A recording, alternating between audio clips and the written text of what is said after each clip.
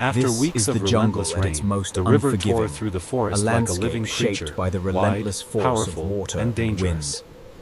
On its bank, a young lion cub stumbled among the roots, calling out for its mother.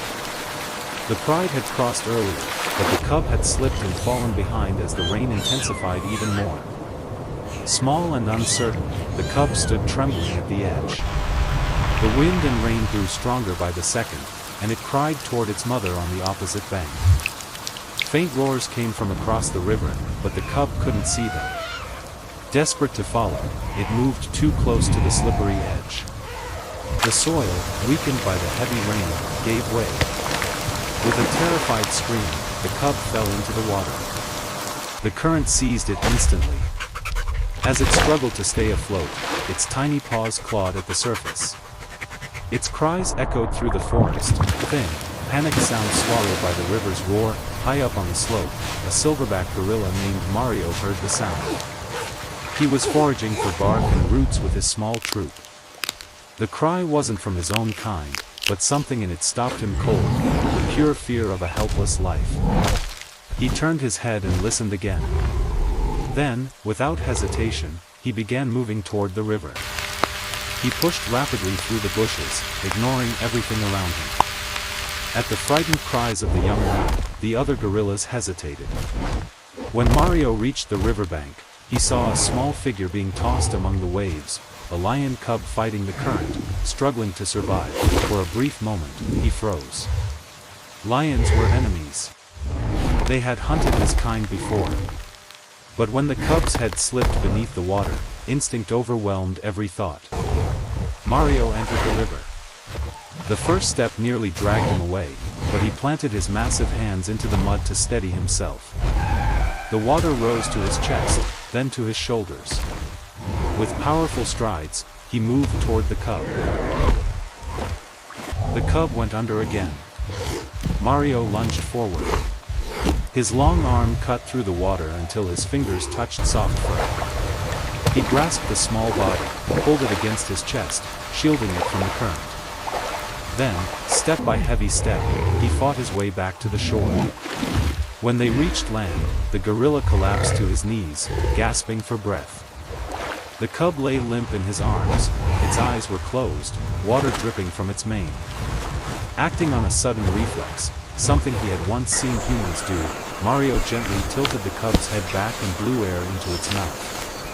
A small, broken sound came out, but it was alive. Mario leaned back, holding the cub in his arms. After a few heartbeats, the cub trembled and pressed itself into the gorilla's fur. It blinked, confused, then moved closer in search of warmth. The gorilla let it rest there, his massive hand covered half of the cub's body. The forest around them was silent. Only the slow pulse of the river could be heard. Minutes passed. Then, from afar, a roar rose, deeper, stronger. On the opposite bank, a lioness appeared at the edge of the trees. Her mane shimmered faintly through the leaves. She called once, sharp and desperate. The cub weakly lifted its head and answered. Mario looked across the water. The current was still too strong to cross, but he understood what needed to be done. He stood up, gently carrying the cub in both arms, and walked upstream. He reached a narrow point where fallen trees had formed a natural bridge across the river. He carefully placed the cub onto the log, guided it halfway across, then stepped back. The lioness waited on the other side. They met in the middle. The lioness sniffed her cub, rubbed her head against it, then lifted her gaze to the gorilla. For a long moment, predator and primate stood on opposite banks, looking at one another. Neither enemy nor friend, just two beings bound by a life that had almost been lost. The lioness dipped her head once, like a silent thank you. Then she led her cub into the tall grass. Mario stood there until they disappeared from sight. Behind him, the river's roar had softened. With heavy shoulders but a calm heart, he turned back toward the forest. From the ridge above, Ranger Fuel had seen everything. He had come to inspect flood damage, not to witness a miracle. Watching the gorilla vanish among the trees, he whispered, "Even in the wild, compassion has a face."